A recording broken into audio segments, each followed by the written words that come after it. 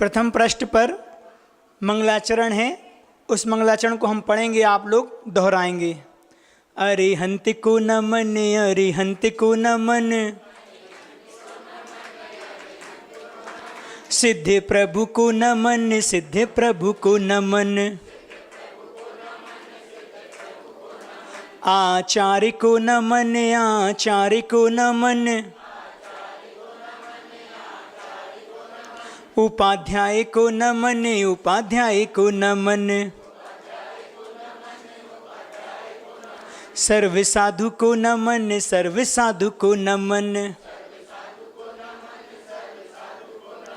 यह मेरे पंच गुरु इनको सदा नमन, इनके नमन से हो मुक्ति पथ पे गमन, इनकी ही भक्ति में हो मेरे मन व चितन। अरिहंत जय जय, सिद्ध प्रभु जय जय, साधु जन जय जय, जिन धर्म जय जय, अरिहंत मंगल, सिद्ध प्रभु मंगल, साधु जन मंगल, जिन धर्म मंगल, अरिहंत उत्तम, सिद्ध प्रभु उत्तम, साधु जन उत्तम, जिन धर्म उत्तम,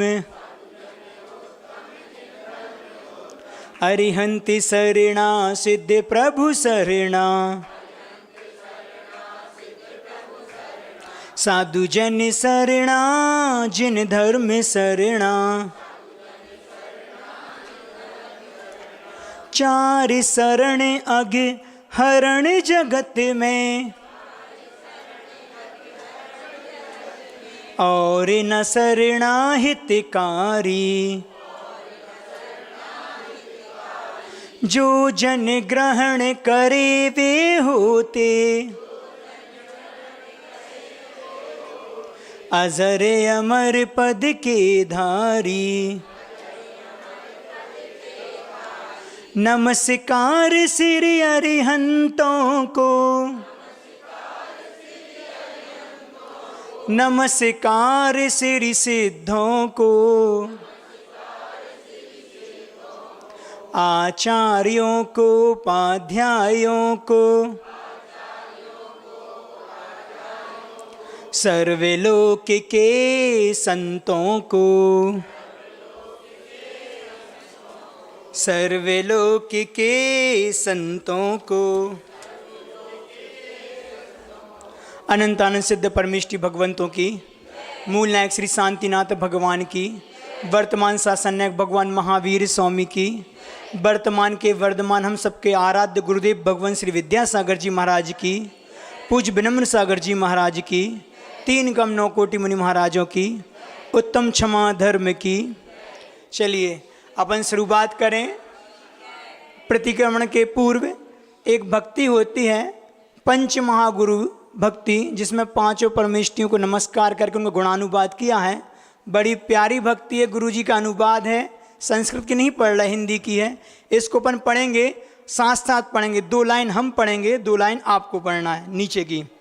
उसमें होगा दूसरे पृष्ठ पे पंच महागुरु भक्ति, जो जिनको नहीं मिली कल मिल जाएगी, आज थोड़ी कम प्रति निकल हो पाई, फिर कल देखेंगे। सुरपति सिर पर किरीट धारा, जिसमें मणियां कई हजारा,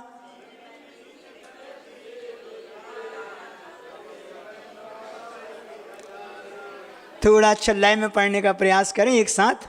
सम्यक त्वादिक बस गुण धारे, बस विधि विधि रूप नासन हारे, नेक सिद्धों को नमता हूँ, श्रुत सागर को पार किया है, सुचि संयम का सार लिया है,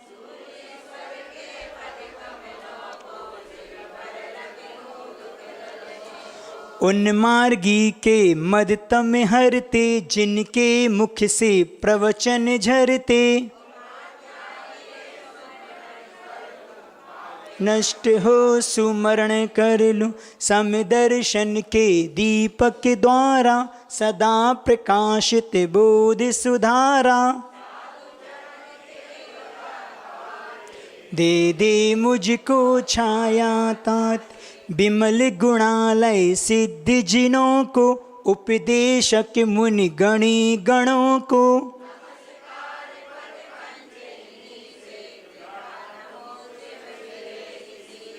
सिद्ध सुध नमस्कार बर मंत्र यही है पाप नसाता देर नहीं है।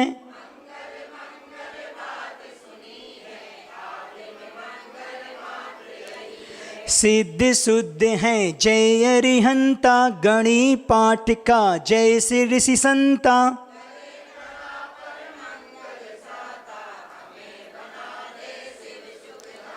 सिद्धों को जिनवर चंद्रों को गणनायक पाठक वृंदों को।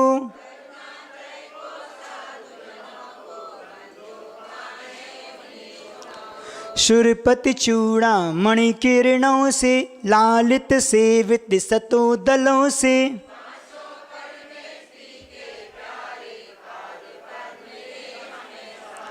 महाप्रातिहार्यों से जिनकी शुद्ध गुणों से सुसिद्ध गण की।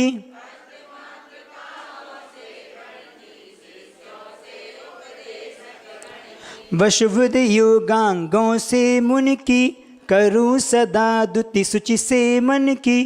पंच महागुरु भक्ति का करके कायोत्सर्ग आलोचन उसका करूं ले प्रभु तव संसर्ग। लोक शिखर पर सिद्धि विराज अगणित गुण गण मंडित हैं। प्रातिहार आठों से मंडित जिनवर पंडित पंडित हैं।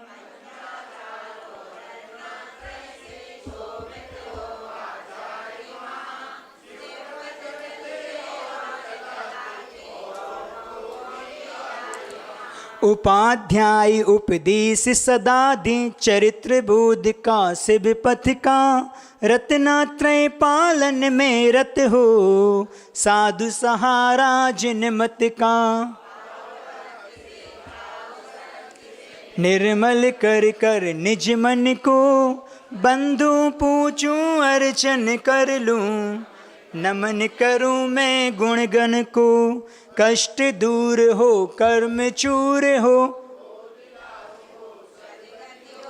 वीर मरण हो जिन पद मुझको मिले सामने सम्मति हो। पंच परमेष्टि भगवंतों की। चलिए तीसरा पृष्ठ खोल के अपन प्रतिक्रमण की भूमिका बनाएंगे। सर्वप्रथम तो अपन को मानसिकता बनानी होती है। प्रतिक्रमण क्या है? ये अपने आप में आत्मशुद्धि का एक बहुत बड़ा विकल्प है। ध्यान रखो, हमारे जैन धर्म में अपने पापों को काटने के लिए अगर सबसे बड़ा कोई अस्त्र है या कोई शस्त्र है तो वह प्रतिक्रमण है। साधु दिन में 3 बार इस प्रतिक्रमण करता है। और अपने मानसिकता निकाल दें कि मात्र साधु का या अनुवृत्ति श्रावक का ही प्रतिक्रमण हुआ करता है। अगर सामान्य श्रावक चाहे तो प्रतिदिन के होने वाले जो हमारे पाप हैं बुद्धिपूर्वक अबुद्धिपूर्वक कृतकारक अनुमोदना से जो भी पाप होते हैं उसका शोधन हम प्रतिदिन कर सकते हैं, करना चाहें। लेकिन व्यस्ततम जीवन में हमारे पास इतना समय नहीं मिलता कि हम 10 मिनट अपने लिए दे सकें। हमारा पूरा जितना भी प्रयोजन होता है सिद्ध वो सब दूसरों के लिए करते करते पूरा जीवन निकाल देते हैं, लेकिन अपने आत्मशोधन के लिए आत्म भावना के लिए प्रतिक्रमण नहीं होता। दूसरी बात, हम ये ना समझे कि महाराज जी श्रावक जो होते हैं प्रतिक्रमण वो ही करता है। अनुवृत्ति, यहाँ बैठा प्रत्येक श्रावक अनुवृत्ति है। अणु मतलब क्या होता है? छोटे रूप में किसी भी व्रत का पालन करना। अब अगर हमने एक नियम का भी पालन अपने जीवन में कर रहे हैं तो हम अपने आप में अनुवृत्ति कहलाएंगे। भले वो रात्रि भोजन संबंधी ही क्यों ना हो, भले वो फास्ट फूड संबंधी ही क्यों ना हो, भले बाजार की चीज़ें खाने संबंधी क्यों ना हो। तो फिर तो ये पर्युषण पर्व लगे हैं। सभी श्रावक यहाँ कोई एकासन करके बैठा है, कोई मात्र जलकरी लेके बैठा, कोई उपवास करके बैठा है। तो हम सबका कर्तव्य बनता है कि ये प्रतिक्रमण के माध्यम से हम कर्म की निर्जरा को और बढ़ा सकें और आत्म परिणाम में विशुद्धि बढ़ा सकें। 3 चीज़ें होती हैं। एक प्रतिक्रमण, एक आलोचना और एक प्रत्याख्यान। आप लोगों ने नाम सुने भी हों, नहीं भी सुने हों, लेकिन इनकी परिभाषा हम आपको बता दे रहे हैं।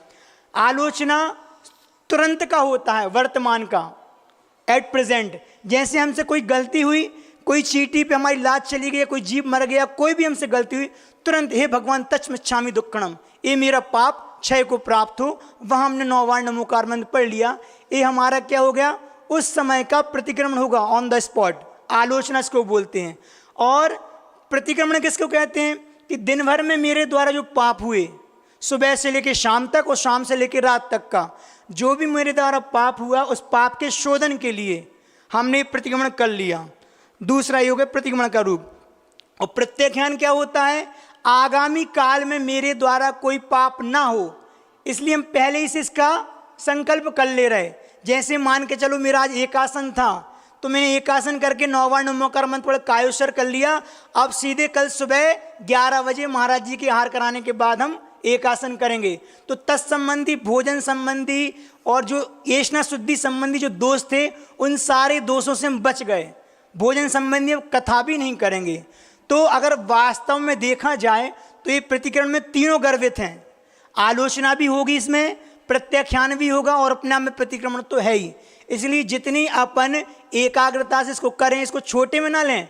बहुत से लोग ऐसे उठ के चले गए, वो प्रतिक्रमण हमारे बस की बात नहीं है, ये बोरिंग चीज़ है, तो ये ना सोचें। लेकिन जितनी अच्छे से करेंगे उतना हम कम से कम 10 दिनों का तो लाभ अच्छे से ले लें। तो मैं तो अपना प्रतिक्रमण करके आ गया हूँ, ये आपका है। और इसमें श्रावक का भी नहीं है, मतलब वृत्ति श्रावक वाला प्रतिक्रमण नहीं, ये सामान्य श्रावक के लिए तैयार किया है। ये वो वाला प्रतिक्रमण है जिसमें प्रतिमाओं संबंधी जो दोष लगते हैं वो नहीं है। तो जो रात्रि भोजन संबंधी, अष्ट मूल गुण संबंधी दोष हैं, उसको सब व्यवस्थित करके एक प्रतिक्रमण तैयार किया है। अपन इसको पढ़ें और साथ साथ मिलाते जाएं। हम एक बार पढ़ेंगे, आप उसमें से दोबारा मिलाएंगे। हे जिनेन्द्र, हे देवादिदेव, हे वीतरागी सर्वज्ञ हितोपदेशी अरहंत प्रभु, मैं पापों के प्रक्षालन के लिए, पापों से मुक्त होने के लिए, आत्मोत्थान के लिए, आत्म जागरण के लिए प्रतिक्रमण करता हूँ। पापी, दुरात्मना, जड़ बुद्धि, मायावी, लोभी और राग देश से मलिन चित्त वाले कौन, मैंने जो दुष्कर्म किया है उसे, हे 3 लोक के अधिपति, हे जिनेन्द्र देव, निरंतर समीचीन मार्ग पर चलने की इच्छा करने वाला, मैं आज आपके पाद मूल में निंदापूर्वक उसका त्याग करता हूँ। ये पूरा हिंदी में है। ये बात डेली साधु 3 बार पढ़ते हैं। इसका संस्कृत श्लोक है पापिष्टेन दुरात्मना जड़ दिया मायाविना लोभिना राग देश मलिम सैन मनसा दुष्कर्म निर्मितम। तो ये बात अपने आप की शुरुआत है प्रतिक्रमण की, कि मैं पापी हूँ। अपने आप में देखो, दुनिया को दोष देते हैं, दुनिया की निंदा करते हैं। जैन दर्शन इतना विशाल है हमारा धर्म, यहाँ पे अगर आलोचना करना है तो किसकी करना है, स्वयं की। निंदा ग्रह करना तो किसकी, स्वयं की। अब जब तक हमारी कसाय की मंदता नहीं होगी तब तक ये बात हम स्वीकार नहीं कर पाएंगे। इसलिए स्वीकार करना में अपने आप में भी बहुत बड़ी उपलब्धि है। इसको अपन आगे पढ़ते हैं। हाय, मैंने शरीर से दुष्ट कार्य किया है, हाय मैंने मन से दुष्ट विचार किया है, हाय मैंने मुख से दुष्ट वचन बोला है, उसके लिए मैं पश्चाताप करता हुआ भीतर ही भीतर जल रहा हूँ। हाँ दुट्ठ कैम, हाँ दुट्ठ चिंतियम भाष्यम च, हाँ दुट्ठम अंतु अंतु नज्जामि पश्चातावेण वेयंती। इसका अर्थ है, तो अपन देख लें जो संस्कृत में पढ़ते होंगे, अगर भाव ना आए तो आप भाव मिला सकते हैं। फिर प्रतिक्रमण शुरू करते हैं। चिदानंदे के रूप आए जिनाए परमात्मने, परमात्म प्रकाशाए नित्यम सिद्धात्मने नमः। मैं नित्य उन परम सिद्धि को प्राप्त परमात्मा को नमस्कार करता हूँ जो परमात्म पद के प्रकाशन में अग्रसर हुए हैं। जिन्होंने अनेक रूपता में स्थित चिदानंद प्रभु को सन्मार्ग के आधार पर स्वयं को परमात्म पद में स्थित कर जिस परमात्मा पद को दर्शाया है, मुक्ति प्राप्त की है, अनेक गुणों के भंडार हुए हैं। हे प्रभु, मैंने अब तक 5 मिथ्यात्व, 12 अविरति, 15 योग, 25 कसाय, 57 यही आश्रव हैं, अथवा इन्हीं के अंतर्गत समरंभ समारंभ आरंभ मन वचन काय द्वारा कृतकार्य अनुमोदना तथा क्रोध मान माया लोभ से 108 प्रकार नित्य ही 3 दंड, त्रिशल्य, त्रिवर्ग, राजकथा, चोर कथा, स्त्री कथा, भोजन कथा में अपने को अनादि मिथ्या ज्ञान मोहवश परिणामाता रहता हूँ, और जब तक सद्बोधि की प्राप्ति न हो तब तक प्रणमता रहूँगा। ऐसी दशा में अब मैंने जिनवाणी द्वारा और गुरु समागम से जो उपलब्धि प्राप्त की है, उससे उपर्युक्त आश्रम में जो पाप लगा हो वह सब मिथ्या हो, मैं पश्चाताप करता हूँ। मैंने भूल से मिथ्यावश अज्ञान दशा में जो इतर निवोत 7 लाख, नित्य निवोत 7 लाख, पृथ्वी काय 7 लाख, जल काय 7 लाख, अग्नि काय 7 लाख, वायु काय 7 लाख, वनस्पति काय 10 लाख, 2 इंद्रिय 2 लाख, 3 इंद्रिय 2 लाख, 4 इंद्रिय 2 लाख, 5 इंद्रिय पशु 4 लाख और मनुष्य गति 14 लाख एवं देव गति 4 लाख, नरक गति 4 लाख, कुल 84 लाख योनि, माता पक्ष पिता पक्ष 199 लाख करोड़, सूक्ष्म बादर, पर्याप्त अपर्याप्त और लब्धि अपर्याप्त आदि जीवों की विराधना की हो तथा इनसे रागदेश द्वारा जो पाप लगा हो वह सब मिथ्या होवे, मैं पश्चाताप करता हूँ। हे भगवान, मैंने 4 आर्त ध्यान, 4 रौद्र ध्यान या अतिचार अनाचार कर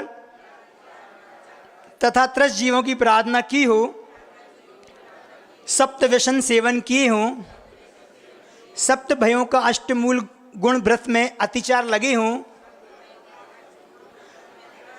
10 प्रकार बहिरंग परिग्रह, 14 प्रकार का अंतरंग परिग्रह रखा हो, 15 प्रमाद के वशीभूत होकर 12 व्रतों के 5-5 अतिचार, इस प्रकार 60 अतिचारों में पानी छानने में, जीवानी यथा स्थान न पहुँचाने में जो भी पाप लगाया हो वह सब मिथ्या होवे, मैं पश्चाताप करता हूँ। हे भगवान, मैंने रौद्र परिणाम दुष्चिंतवन से चलने में, हिलने में, सोने में, करवट लेने में, मार्ग में ठहरने में, बिना देखे गमन करने में, मेरे मन वचन काय द्वारा जो पाप उसे अनसमझ से या समझ से, मतलब बगैर समझ के और समझ से लगा हो वह सब पाप मिथ्या हो, मैं पश्चाताप करता हूँ। हे भगवान, मैंने सूक्ष्म अथवा बादर कोई भी जीव पैर तले करवट बदलने में, बैठने उठने चलने फिरने, झाड़ू लगाने में, समारंभ समारंभ आदि के द्वारा,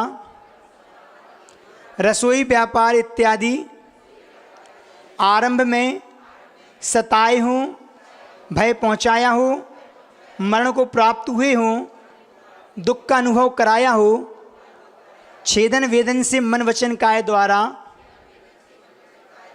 जाने वे जाने में दुख प्राप्त कराया हो, यह सब दोष मिथ्या हो, मैं पश्चाताप करता हूँ। मैं सर्व जिनेंद्रों की वंदना करता हूँ। 24 जिन भूत भविष्य वर्तमान 20 तीर्थंकर, कल्याणक क्षेत्र, सिद्ध क्षेत्र, अतिशय क्षेत्र, कृत्रिम अकृत्रिम चैत्यालय की जिन मंदिरों की,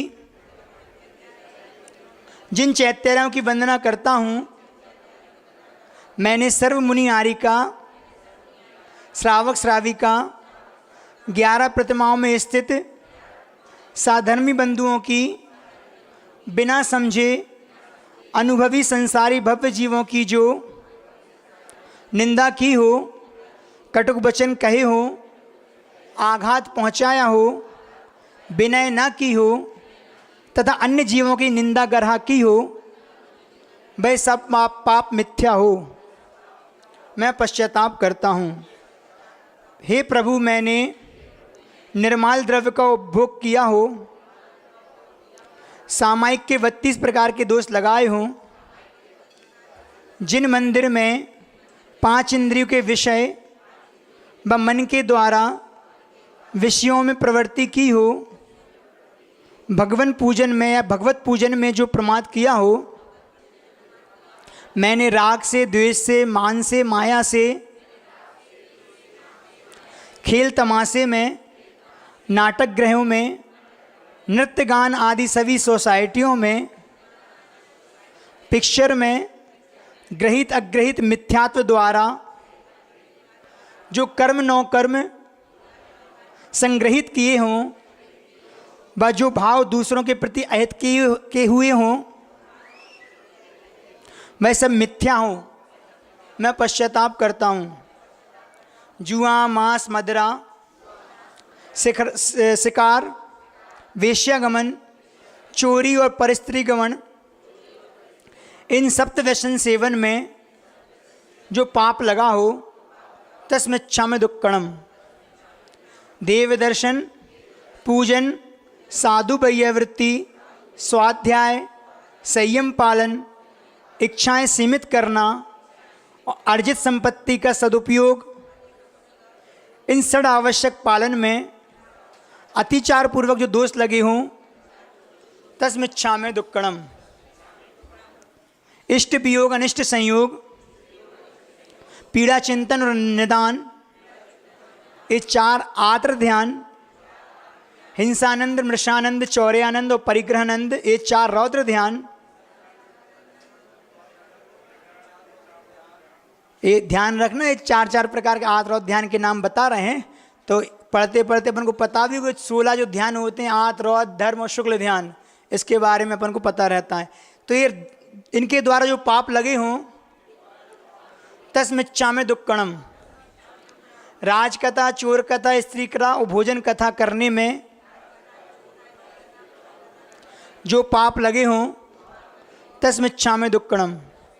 जीवों को सताने वाला दुष्ट मन वचन काय, ये तीनों दंड, माया, मिथ्या निदान, ये 3 शल्य और शब्द, रिद्धि और 7 गारव द्वारा जो पाप लगे हों, तस्मिच्छामि दुक्कड़म। आहार, भय, मैथुन और परिग्रह, इन 4 संज्ञाओं के द्वारा जो पाप बंद हुआ हो, तस्मिच्छामि दुक्कड़म। यह लोक भय, परलोक भय, मरण भय, वेदना भय, अगुप्ति भय और आरक्षा भय और आकाशमत भय। पढ़ो।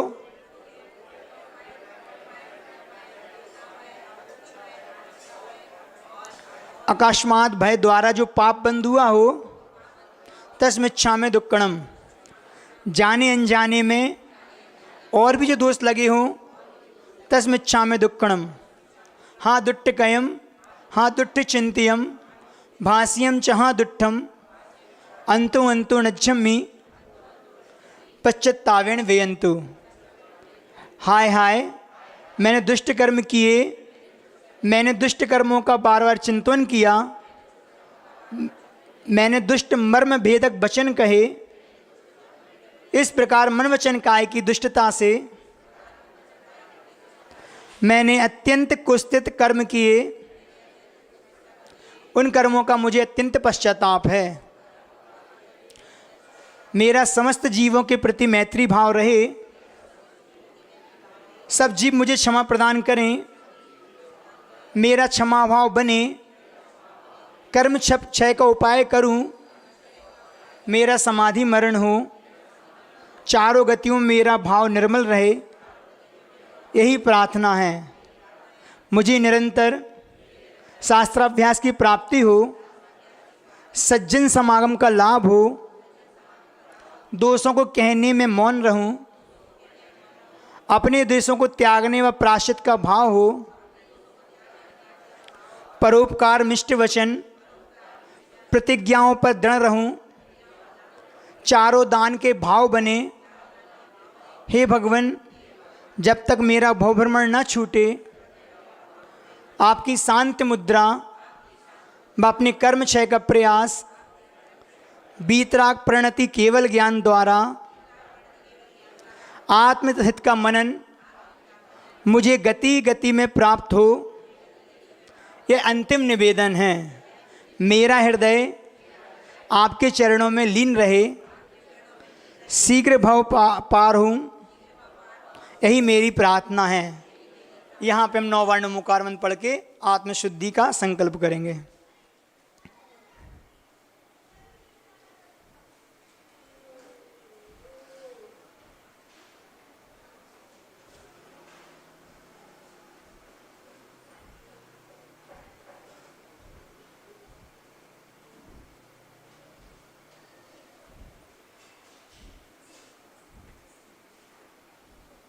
चलिए, प्रतिक्रमण जब शुद्ध हो जाते हैं तो आत्मा में एक निर्मल प्रणति उत्पन्न होती है कि मैंने अपना पाप को थोड़ा धो लिया।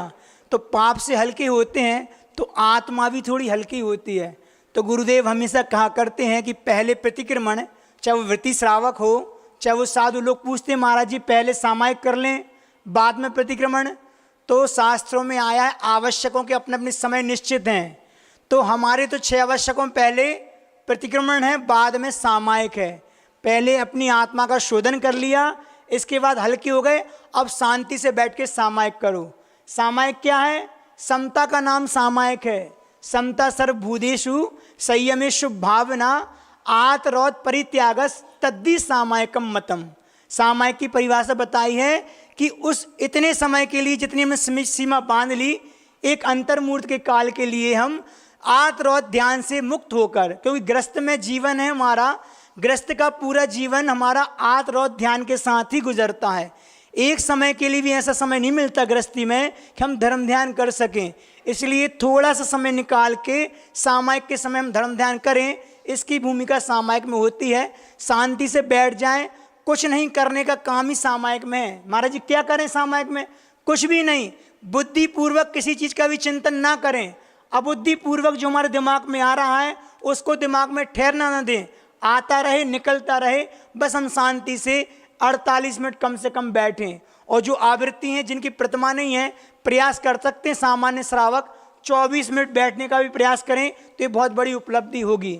अपने आप एक अंदर से इतनी अच्छी अनुभूति होगी कि लगेगा कि मैंने कुछ अच्छा किया है। अभी उतना समय नहीं तो हम ध्यान बहुत ज़्यादा कराते, लेकिन फिर भी 5 मिनट 10 मिनट कम ध्यान आप लोग को कराएंगे। पहले इस सामायिक पाठ पढ़ लें। ये सामायिक पाठ अपने आप में बहुत अच्छा है, हमें अच्छा लगता है। इसमें बहुत अच्छे भाव गर्भित हैं। अगर इन भावों को पकड़ेंगे ना तो सामायिक का ही आपको आनंद आएगा इसमें। तो इस पाठ को अपन करते हैं। हम पढ़ेंगे एक लाइन और उसको आप लोग दोहराएंगे। मुनिचर्या श्रावक चर्या में यह आवश्यक है,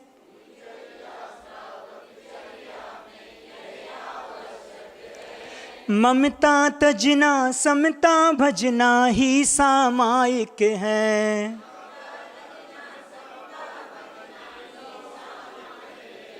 चलो फिरो मत हिलो डुलो मत बोल नहीं बोलो।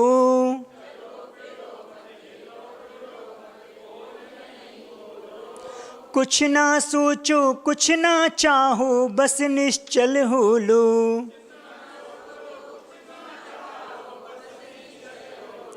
राग देश और मोह करो मत विधि आवश्यक है।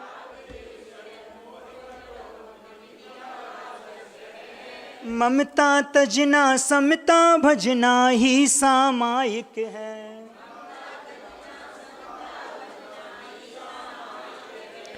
आने वाली अंतिम घड़ियां कैसे सुधरेंगी।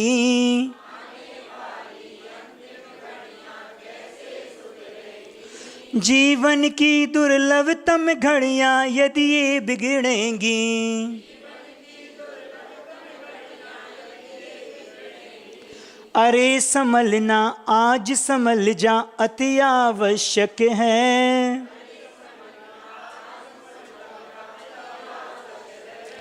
ममता तजना समता भजना ही आवश्यक है।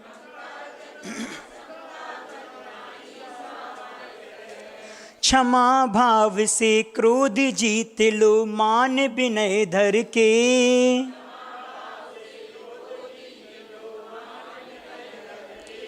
ऋजुता से माया को जीते लोभ तोष करके।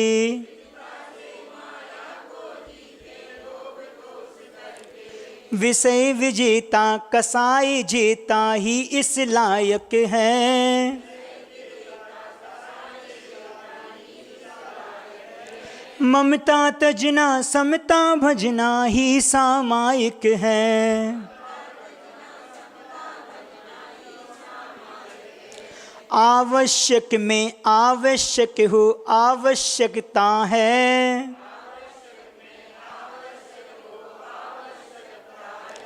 आवश्यक करने वालों की आवश्यकता है। आवश्यक में सबसे उत्तम यह आवश्यक है। ममता तजना समता भजना ही सामायिक है। समता बिन उपवास वृथा है और वनवास वृथा।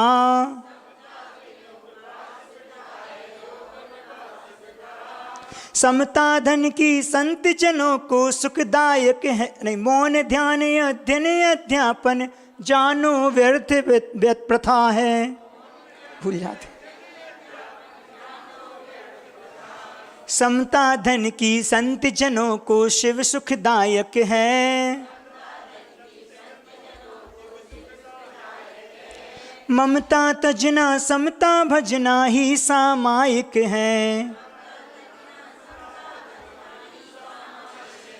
अब तक जितने सिद्ध हुए हैं सबने स्वीकारा।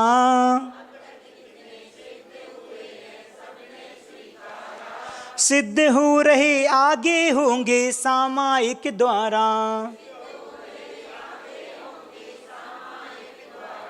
आत्म सिद्धि पाने वालों को सिद्धि प्रदायक है।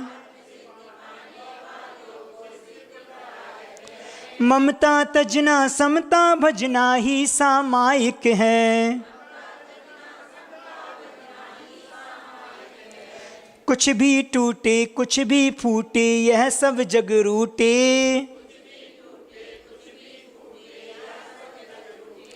काया छूटे माया छूटे या सब जग छूटे। समता ताला कभी न छूटे परमावश्यक है। ममता तजना समता भजना ही सामायिक है। राजाओं ने राज तजा है जिसके पाने को।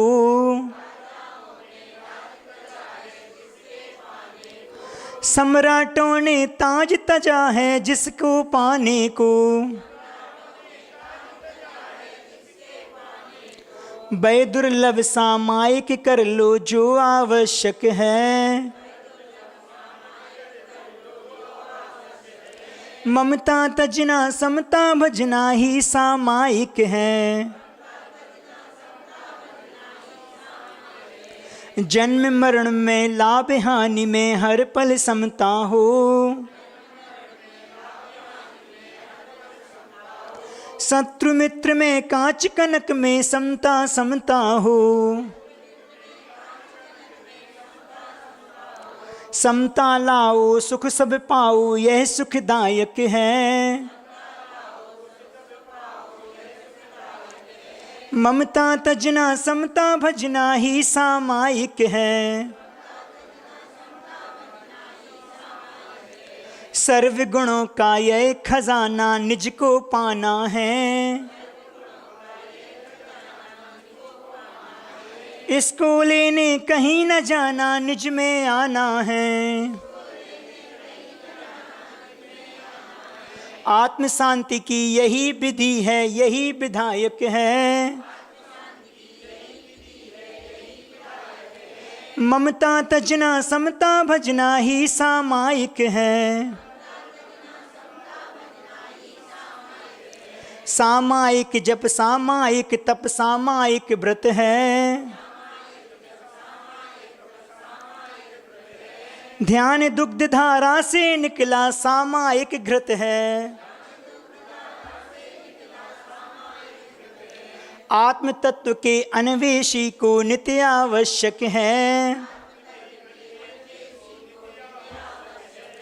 ममता तजना समता भजना ही सामायिक है। मैं ही करता कर्म करण हूँ मैं ही क्रिया हूँ। मैं ही चेतन मैं ही चिंतन मैं ही चर्या हूँ। मेरी सामायिक ही मुझको हित संपादक है। ममता तजना समता भजना ही सामायिक है। यही ज्ञान है यही ध्यान है यही साधना है। यही भाव है यही भावना यही भासना है। इस पथ पर चलने वाला ही शिव पथ नायक है। ममता तजना समता भजना ही सामायिक है। समता धर पारस प्रभुवर तुम्हें नमन मेरा। हे समताधर संत यशोधर तुम्हें नमन मेरा। सामायिक में समता धरना सदा नियामक है। ममता तजना समता भजना ही सामायिक है। ममता तजना समता भजना ही सामायिक है। अच्छा लगा आप लोगों को? बहुत अच्छा है। अगर इसको भावपूर्वक करेंगे ना तो पाठ करते हुए भी हमारी सामायिक मानी जाएगी। ऐसा नहीं है कि ध्यान में बैठते हुए किसी का चिंतन नहीं करना। एक उत्कृष्ट अवस्था तो बात की है। श्रावक की भूमिका में अगर 15 से 20 मिनट के इसका पाठ भी अगर हमने उपयोगपूर्वक कर लिया तो वह सामायिक संबंधी हमारा कार्य माना जाता है। अब थोड़ा सा अपन एक पुरुषार्थ करें, मात्र 5-7 मिनट का करेंगे समय को देखते हुए। फिर जैसा प्रतिदिन समय होगा उस हिसाब से ध्यान करेंगे। अपन अपनी अर्ध परमासन, पद्मासन, सुखासन, जो हमें अच्छी मुद्रा लगे उसमें बैठ जाओ अच्छे से। जैसे सुबह महाराज जी ने कहा था कि रीढ़ की हड्डी को सीधा करें और अपने जो हाथ हैं इसको ज्ञान मुद्रा में लेके जाएं। अपनी जो तर्जनी है और अंगूठा है इसको रख के ऐसे करते हुए ज्ञान मुद्रा है। इस ज्ञान मुद्रा में अपन बैठें, दोनों अपने पैरों पर अपने हाथों को रखें और पूरे शरीर को ढीला करके बैठें। अपन मात्र 5 से 7 मिनट का चिंतन करेंगे, आपको अच्छा लगेगा। पहले ओंकार की ध्वनि 3 बार करके फिर हम एक चिंतन आपको देंगे, आप उसमें सोचना। अपनी आँखों को बंद करें, कोई किसी प्रकार का दबाव ना आँखों पे होना चाहिए ना शरीर पे होना चाहिए। ज्ञान मुद्रा हाथों में और अपने दोनों पैरों पर रखें। जो आसन आपको अच्छा लगे, सुखासन, पद्मासन, अर्ध पद्मासन, उसमें बैठें सीधे होके। अब यहाँ पे ओंकार की ध्वनि करेंगे।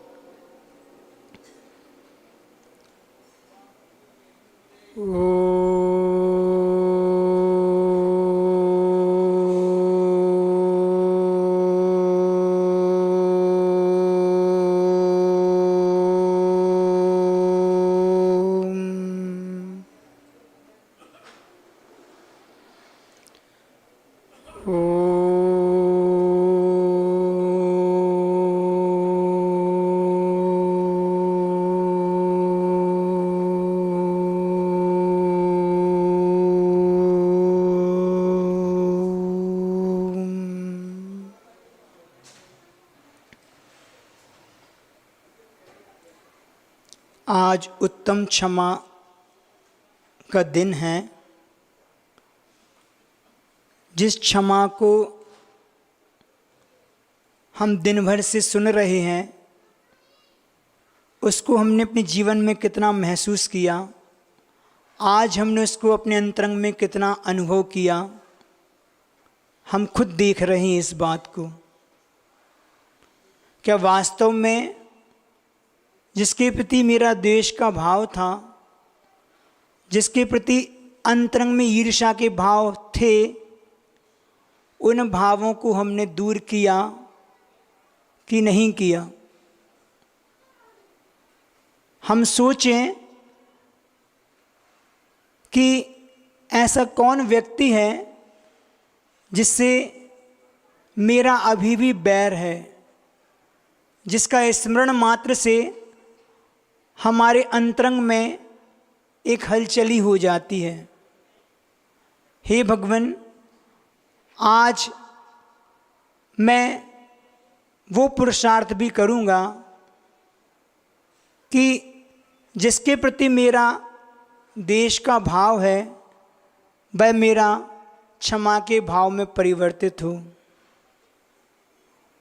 आज मैंने दिन भर में सुबह से लेकर शाम तक जो भी क्रियाएं की हों,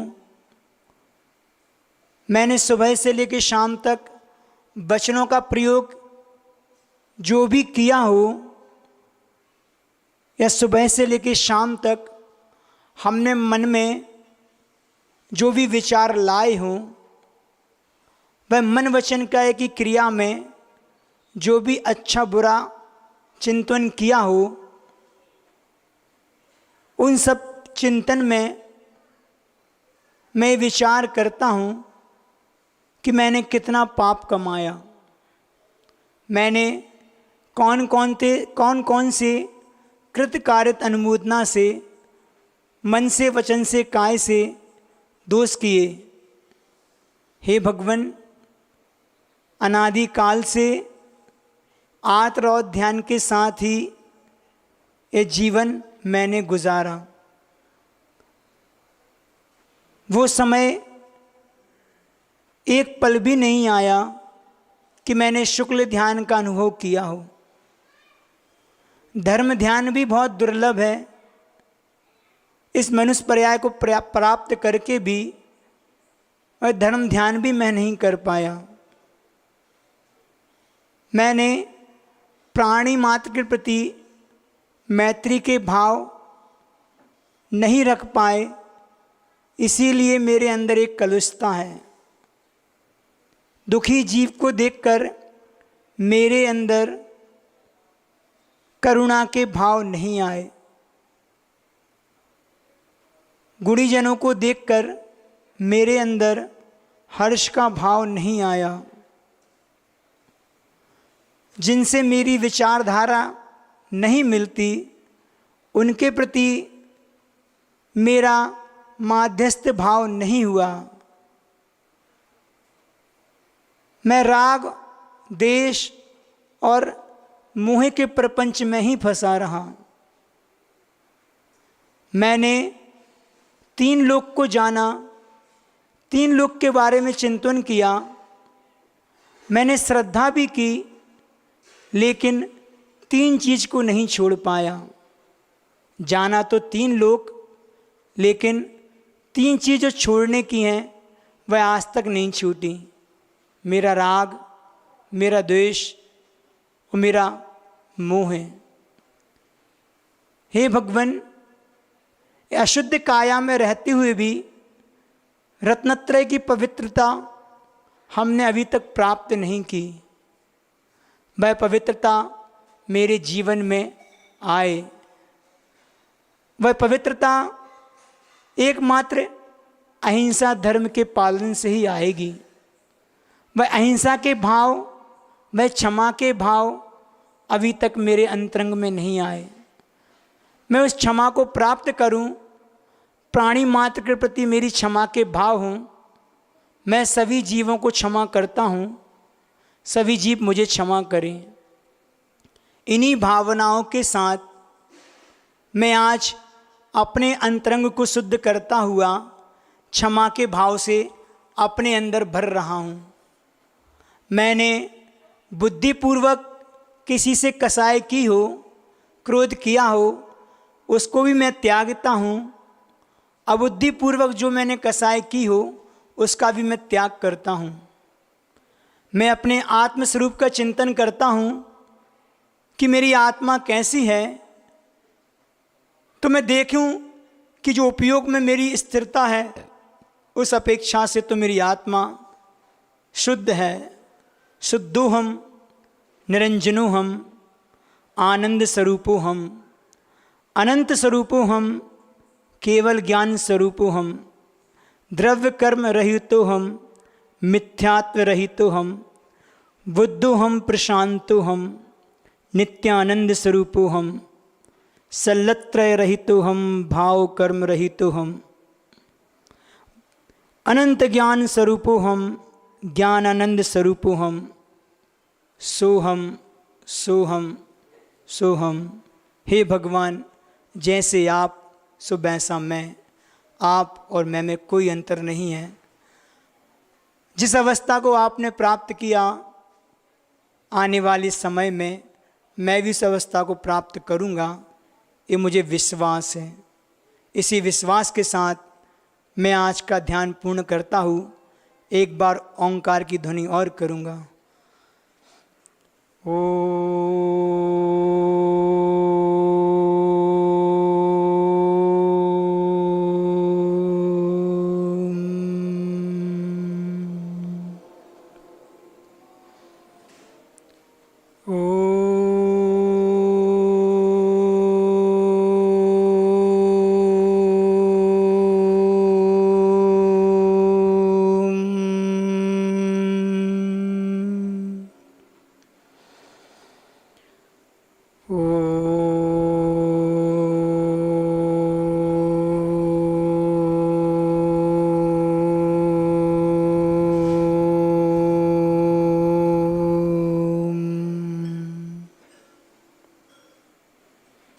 स्वस्थ हो जाएं अपन, और अपने हाथ जो ज्ञान मुद्रा बनाए थे इनका अपन घर्षण करके अपने मुख मुद्रा में, अपनी आँखों में यहाँ से लेते हुए नीचे तक नाभि तक ले जाके इसका स्पर्श कराएं। जो एक वर्गणाएँ को हमने अनुभव किया है, जो एक पॉजिटिव जितनी भी वर्गणाएँ आई हैं, इन सब का प्रवेश इसके माध्यम से हमारे अंदर हो। ये अपने आप में मेडिटेशन बहुत बड़ा होता है। और साक्षात वीतरागी प्रभु का स्मरण करना अपन आएंगे और दूसरी विषय पे थोड़ा 5-10 मिनट का करने का प्रयास करेंगे। आज थोड़ा सा विषय उत्तम क्षमा का 5-10 मिनट लेके अपनी बात को पूरा करेंगे। सर्वप्रथम आप लोग को बता दें कि अपन पर्युषण पर्व की जो शुरुआत होती है वह आज के दिन से होती है। लेकिन एक बात जो आपको ना पता हो कि सृष्टि का आरंभ भी आज ही के दिन से होता है। कैसा सृष्टि का आरंभ होता है महाराज जी? तो कहते हैं कि जो काल का परिवर्तन होता है, एक अपसर्पणी काल, एक उत्सर्पणी काल। तो जब 6 काल जो होते हैं, 6वें काल के अंत में जब 49 दिन शेष रह जाते हैं, 49 डेज, तो 7 दिन की 7 दिन तक लगातार कुवृष्टि होती है। उसमें ऐसी पवन चलती है जिससे व्यक्ति मूर्छित हो जाता है, और ऐसी ऐसी क्षार वाली हवाएं, अग्नि हैं। 7 दिन की 7 वृष्टियाँ कुप्रकार से होती है, जिस जमीन फट जाती है और लोग कई प्रकार से मरण को प्राप्त हो जाते हैं। मात्र 72 जोड़े शेष रहते हैं। 6ठे काल के अंत में जो 72 जोड़े विजयार्थ की गुफाओं में देवों के द्वारा और विद्याधरों के द्वारा सुरक्षित रख दिए जाते हैं। अब वो जो बचते हैं वो भी उनका ही पुण्य है, बाकी पूरी पृथ्वी तहस नहस होकर नष्ट भ्रष्ट हो जाती है। और फिर उसके बाद जो श्रावण, ये कौन सा है? आषाढ़ पूर्णिमा का 6वें काल का अंत हो जाता है। आषाढ़ी पूर्णिमा के दिन ये 6वें काल का अंत होता है। और श्रावण कृष्णा प्रतिपदा मतलब एकम के दिन जो अभिजित नक्षत्र होता है, उसमें पुनः काल का प्रारंभ होता है। कौन सा काल प्रारंभ होगा? पुनः उत्सर्पणी का 6वां काल प्रारंभ होगा। उस काल के प्रारंभ में फिर 7 दिन तक सुवृष्टि होती है। उसमें भी दूध की, पानी की और जो है 7 प्रकार की सुवृष्टि वहाँ पर हुआ करती है। और उन 7 प्रकार की सुवृष्टि के माध्यम से जो हवा के सुखद वातावरण, जो अच्छी हवा होती है, वह सब में चलती है। तो हवा का स्पर्श विजयार्थ की पर्वत पर भी गुफा में होता है, जहाँ पर वह 72 जोड़े सुरक्षित रहते हैं। उस हवा के माध्यम से पता चलता है कि सुभिक्ष काल शुरू हो गया। तो विद्याधर वहाँ से उठा के उन 72 जोड़ों को यहाँ पर वापस रख देते हैं। तो कहते हैं कि वह 72 जो युगल हैं, वह भाद्रपद की चतुर्थी की, आज 14 है, चौथ है ना। वैसे तो पंचमी के दिन अपने पर्यूषण शुरू होते हैं, चूँकि एक तिथि के दो दिन में मतलब एक दिन में 2 तिथि होने के कारण चौथ से ही शुरू हो गए। तो आज ही के दिन चतुर्थी के दिन भाद्रपद की शुक्ला चतुर्थ को दिन शाम की वेला में वह वापस विजयार्थ की पर्वत से यहाँ पे भरत क्षेत्र की कर्मभूमि में लाके रख दिए जाते हैं। और भाद्र शुक्ल पंचमी के दिन से पुनः इस सृष्टि का आरंभ हो जाता है।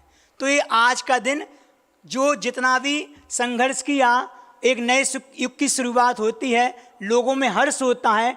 तो हर्ष होने के माध्यम से ये 10 लक्षण पर्व के रूप में वो एवं धर्म मनाना शुरू करते हैं। तो ये आरंभ हमने आपको सृष्टि का बताया। अब यहाँ पे कुछ बात थी, हमने सुबह एक बात बोली थी कि कसाय भी 3 प्रकार की होती हैं, एक सात्विक और एक राजसिक और एक तामसिक। सात्विक कसाय किसे कहेंगे? जो कसाय दूसरे के हित के लिए की जाती हो। वैसे तो कसाय कोई से भी हो, क्रोध किसी भी प्रकार का हो, क्रोध तो क्रोध होता है, वह हमारे अंतरंग को कहीं ना कहीं घात पहुंचाता ही है। लेकिन फिर भी अगर उद्देश्य अच्छा हो तो वह कसाय की कोटि में नहीं आता। जैसे एक माँ का अपने बच्चे पर क्रोध करना, वो कौन सा कसाय है? वह सात्विक कसाय है। एक स्कूल में एक अध्यापक, एक शिक्षक अपने बच्चों को मारता है, डांटता है, उसके पीछे उसका उद्देश्य अच्छा होता है, तो वह कसाय नहीं होती।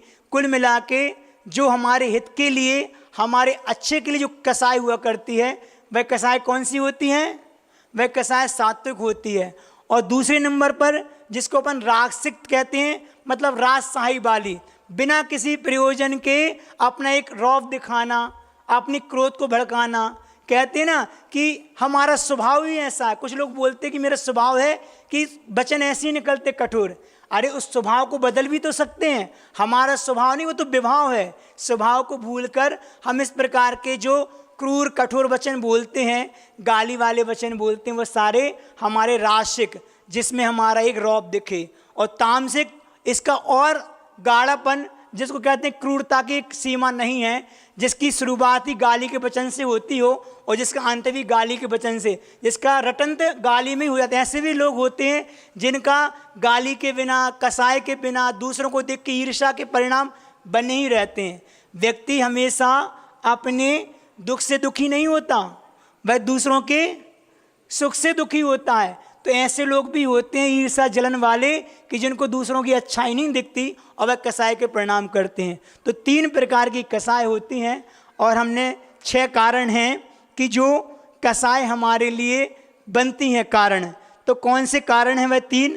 कि सबसे पहला इच्छा पूर्ति में हमारी बाधा होना, पहला कारण है। इच्छा की पूर्ति नहीं होती, मेरे मन का नहीं हुआ तो कसाय भड़क गई। जैसे मान के चलो सेठ जी ने नौकर से कहा कि जाओ पानी लेकर आओ। अब नौकर तो चला गया पानी लेने, बीच में सेठानी ने कोई काम के लिए उसको लगा दिया, वो पानी लाना भूल गया। अब सेठ जी का पारा चढ़ गया और नौकर को चिल्ला के बोलते क्यों तुझसे पानी लाने को कहा था, कितनी देर लगा दी तूने। एक कसाय भड़क गई। और भी बहुत सी चीज़ हैं। पत्नी को कहीं बाहर जाना था, जल्दी बोला पत्नी से कि मैं मंदिर से लौट के आ रहा हूँ, ठीक है ना, तुम है ना हलवा और पूड़ी बना देना, हम जल्दी करके चले जाएंगे। अब पत्नी ने उसकी बात तो सुन ली लेकिन हलवा नहीं बनाया, आके पारा चढ़ गया, हमने तुमसे हलवा को बोला था। अब पत्नी ने घी की कमी थी तो हलवा नहीं बनाया, हलवा नहीं मिला तो उन्हें हल्ला मचाना शुरू कर दिया। तो ऐसे कुछ कारण होते हैं जो हमारी इच्छा पूर्ति में बाधा पहुंचती तो मेरी क्रोध कसाय भड़क जाती है। ये दैनिक जीवन में प्रतिदिन होता है हमारे साथ, अपन देख लें। दूसरा कारण है हमारी अपेक्षा की उपेक्षा होना। कई बार होता है कि हम जितना सम्मान सत्कार चाहते हैं उतना मुझे नहीं मिल पाता, हमारी अपेक्षा की उपेक्षा हो जाती है तो हमने वहाँ पे कसाय भड़क जाती है। बच्चों से उम्मीद होती माता पिता की कि अच्छे मार्क्स लेके आए, नहीं आते तो उनकी अपेक्षा बिगड़ जाती है। हमारी अपेक्षा होती है हम जैसा मन का चाहते हैं घर में वो मन का नहीं होता, हमें ऐसा भोजन चाहिए वो नहीं मिला, हमारी कसाय भड़क गई। तो ये अपेक्षा की उपेक्षा होती है तो भी मेरी कसाय भड़क जाती है। तीसरा कारण है हमारे अहंग का टकराव। जहाँ जहाँ अहंग का टकराव होता है, जहाँ जहाँ मैंपना है कि मैं ही हूँ, वहाँ पे कसाय है और वह कसाय हमारी घर गृहस्थी में हमारा बिगाड़ करने वाली होती है। और चौथा है दुर्वचनों के कारण। ये बहुत मार्मिक है। दुर्वचन हमारे कठोर वचन जिसके माध्यम से हम लोगों के लिए परेशानी कारण बन जाते। कहते तीर का घाव जो होता है वह तो शरीर को भेदता है, लेकिन जो वचनों का घाव होता है उसके माध्यम से शरीर नहीं, हम कई जन्मों तक के लिए वो घाव बना रहता। वो तो मिट जाता है लेकिन वचनों का घाव नहीं मिटता। एक बहुत अच्छी बात थी कि लिखा है कि हमारे शब्द कैसे होना चाहिए, तो कहते हैं हमारे शब्द ऐसे मधुर होना चाहिए, इतनी अच्छी वाणी का प्रयोग करें कि कठोर से कठोर व्यक्ति के हृदय में भी अपने स्थान बना लें। हमारे वचन ऐसे होना चाहिए कि जिसके माध्यम से हम कठोर से कठोर व्यक्ति के हृदय में भी अपना स्थान बना लें। किस प्रकार? उस प्रकार जिस प्रकार बहता हुआ झरने का पानी पत्थर को काट के अपने स्थान बना लेता है। मतलब पानी में वो ताकत होती है कि पत्थर को काट देता है। इसी प्रकार जिसके किसी संबंध ना हो उससे हमारे अगर अच्छे संबंध हैं, मतलब कहीं ना कहीं हमारे अंदर एक गुण है, एक क्वालिटी है, तो कठोर से कठोर व्यक्ति के प्रति भी हमारा एक स्वभाव सरल होना चाहिए, तब जाके हमारी क्षमा कहलाएगी। वचन हमेशा वो कहते ना, या तो किसी के दिल में उतर जाओ जिसके माध्यम से, या किसी के दिल से उतर जाओ। हम देखें कौन से वचनों का अपने दैनिक जीवन में हम उपयोग करते हैं। एक जगह लिखा था, our tongue take 3 years how to use it. हमारी जवान 3 वर्ष लगाती है इसको कैसे इस्तेमाल करना, but it take whole life when and where to use it. ये पूरा जीवन लग जाता है कि इसको कब और कहाँ कैसे इस्तेमाल करना।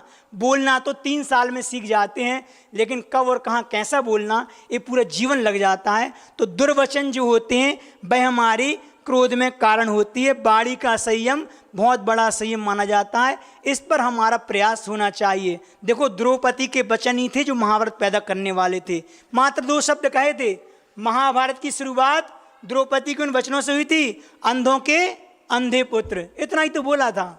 वहीं से दुर्योधन की कसाय भड़क गई थी और ईर्ष्या के परिणाम उसके आगे बढ़ते गए। तो दुर्वचन, अनुचित व्यवहार, मान अपमान के कारण हमारा व्यवहार जो अनुचित हो जाता है, वह अनुचित व्यवहार भी मेरी कसाय में कारण बनता है। और भी हैं रुचि भेद, विचार भेद के कारण, सबका इनके एक्सप्लेन था, लेकिन समय की घड़ी बट रही इसलिए कि हम सिर्फ नाम बता रहे कि रुचि भेद और विचार भेदों के कारण भी मेरी क्षमा गुण प्रकट नहीं हो पाती, कसाय भड़कती है। और सबसे आखिरी गलत फहमी, अच्छी वाली बात भी हमारे लिए बुरी लगती है। गलत फहमी अपने आप में बहुत बड़ी चीज़ है जो मेरी क्रोध की कसाय को बढ़ाने वाली है। और ये गलत फहमी कब पैदा होती है, मतलब अपन इतने बड़े मीडिया के युग में रहने के बाद भी, मतलब संचार क्रांति के युग में रहते हुए भी हमारा आपसी संवाद का कम होना, आपस में संवाद की कमी के कारण गलतफहमियां होती हैं। और वह गलतफहमियां हमारे लिए आगे चल के बहुत बड़े नुकसान में कारण बन जाती हैं। इसलिए किसी से कितना भी बैर हो, कम से कम इतनी गुंजाइश रखो कि इससे हम बोलने की गुंजाइश बनी रहे। लिखा ना, दुश्मनी इतनी करो कि दोस्ती की गुंजाइश बनी रहे। इसलिए ऐसा बैर नहीं रखो जो अनंत काल के लिए हमारे लिए संसार में भटकाने वाला हो। और भी बहुत से कारण हैं, लेकिन इनकी बात जब समय लगेगा तो अपन और बात करेंगे। अभी 10 दिन है, जैसे समय हो। और इसके निवारण के ही बहुत से कारण हैं। अपन सिर्फ पॉइंट समझ लो। अगर आप लोग को लगे, इसका चिंतन अपन खुद कर सकते हैं बैठ के, कि अगर हमें अपनी कसाय से बचना है, कसाय को रोकना है, तो कोई अगर कसाय सामने कोई व्यक्ति है जिससे कसाय भड़क रही जिसके प्रति, तो वहाँ से हट जाओ। पहला कारण है कि वहाँ से हम हट जाएं। दूसरा है उस काल को टालने का प्रयास करें जिस समय कसाय या मेरी भड़क रही है या सामने वाले की, उस काल को अपन टाल दें। तीसरा सशक्त कारण है कि मौन हो जाओ। अगर एक व्यक्ति सामने वाला बोल रहा है तो आप शांत हो जाओ। वो अगर आग बरसा रहा है तो आप वहाँ पानी का काम करो, शांत होकर मौन जाओ। मौन हो जाने से बहुत से संकट अपने आप टल जाते हैं। इसलिए अपनी कसाय को रोकने का सबसे बड़ा कारण एक मौन भी है। और सबसे बड़ी बात, अपने कार्य की दशा और मन की दशा को भी बदल सकते हैं। अगर हमें कसाय से बचना है तो जो मेरा कार्य दूसरों के लिए कसाय को भड़काने में कारण बने, या अपनी मनोदशा जो दूसरे के प्रति बिगड़ रही है उसको अपन बदलने का प्रयास करें, तो हम कसाय को रोक सकते हैं। और सबसे अच्छा अगर है कि जिस समय कसाय आए उस समय नमोकार मंत्र की जोर जोर से नमोकार मंत्र पढ़ने लगें।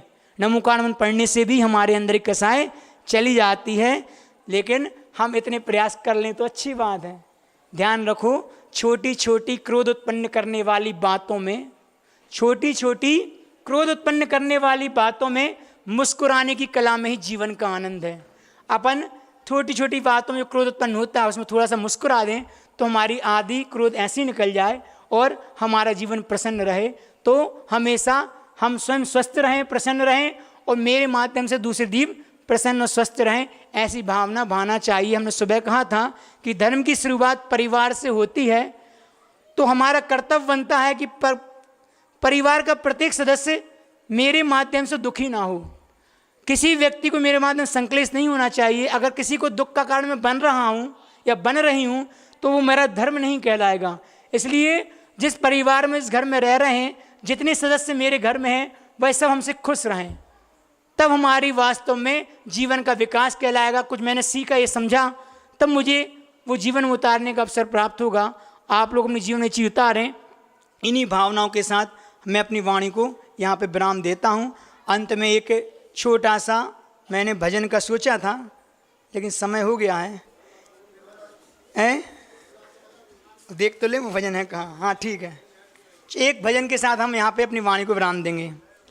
अरिहंतों की प्रतिमाओं का ध्यान धरो भाई, कोई भी ना करे जिसे वो काम करो भाई। अरिहंतों की प्रतिमाओं का ध्यान धरो भाई, कोई भी ना करे जिसे वो काम करो भाई। भोगों की चाहत में राहत किसको यहाँ मिली, बगिया में वह कली कौन सी रहती सदा खिली। भोगों की चाहत में राहत किसको यहाँ मिली, बगिया में वह कली कौन सी रहती सदा खिली। मानव जिसमें धसता जाता जीवन वह खाई। कोई भी ना करे जिसे वो काम करो भाई। अरिहंतों की प्रतिमाओं का ध्यान धरो भाई। कोई भी ना करे जिसे वो काम करो भाई। सांसों की चाबी से चलता तेरा देह खिलौना। बच्चों सा यह खेल सदा ही तुझे लगा सलोना। सांसों की चाबी से चलता तेरा देह खिलौना। बच्चों सा यह खेल सदा ही तुझको लगा सलोना। समय मिलाना आत्म ध्यान का, समय मिलाना आत्म ध्यान का, अब मृत्यु आई। कोई भी ना करे जिसे वो काम करो भाई। अरिहंतों की प्रतिमाओं का ध्यान धरो भाई। कोई भी ना करे जिसे वो काम करो भाई। तने अपना जब धोखा देता क्यों पर को चाहे। पंछी मर जाता पिंजड़े में उड़ना ना चाहे। तने अपना जब धोखा देता क्यों पर को चाहे। पंछी मर जाता पिंजड़े में उड़ना ना चाहे। अपने को पहचान यहाँ अरु, अपने को पहचान यहाँ अरु, सबसे मांग विदाई। कोई भी ना करे जिसे वो काम करो भाई। अरिहंतों की प्रतिमाओं का ध्यान धरो भाई।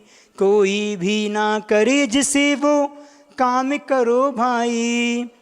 यदि तू चाहे नहीं डूबना इस भवसागर में। अरिहंतों को नहीं भूलना घर में बाहर में। यदि तू चाहे नहीं डूबना इस भवसागर में। अरिहंतों को नहीं भूलना घर में बाहर में। इसी नाम की रटना से तू, इसी नाम की रटना से तू प्रीति लगा भाई।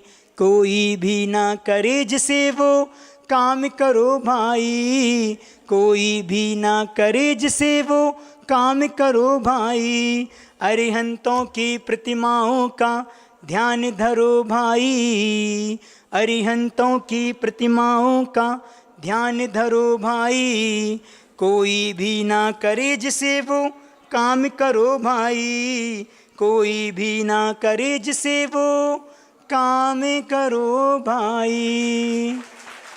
आज से और आज का अगर आप लोग नियम का पालन कर सके तो अच्छा है। मेरा मात्र कहना है कि रात्रि में 9 से सुबह 9 तक का 12 घंटे का अगर अपन मोबाइल का त्याग कर सकें पूर्णता तो बहुत अच्छी बात है। तो इससे अपन बहुत से पाप से बच जाएंगे और इससे बहुत कर्म की निर्जरा भी होगी। रात्रि में 9 से सुबह 9 तक, वैसे तो रात में 9 के बाद किसी से फ़ोन पे भी बात नहीं होती, लेकिन फिर भी एक छूट है हमारी। किसी से इमरजेंसी अगर कॉल करना है या किसी का फ़ोन आता है तो हम सिर्फ मात्र बात कर सकते हैं। बाकी किसी भी प्रकार की हम जो मीडिया में आप इंटरनेट में घुसते हैं ना, व्हाट्सअप चैट आदि जो कुछ चलता रहता है, वह सारी 10 दिन के लिए तो कम से कम त्याग करने का प्रयास करें। जो कर सके हमारे लिए अच्छा होगा, नहीं खुशी मिलेगी मतलब, बाकी फिर नहीं तो आपका ही है। तो रात में 9 से सुबह 9 तक का अगर त्याग कर लो तो अच्छी बात है। आचार्य गुरुदेव भगवान श्री विद्यासागर जी महाराज की, जिनवाणी माता की 9 बार नमोकार मंत्र करके उठेंगे।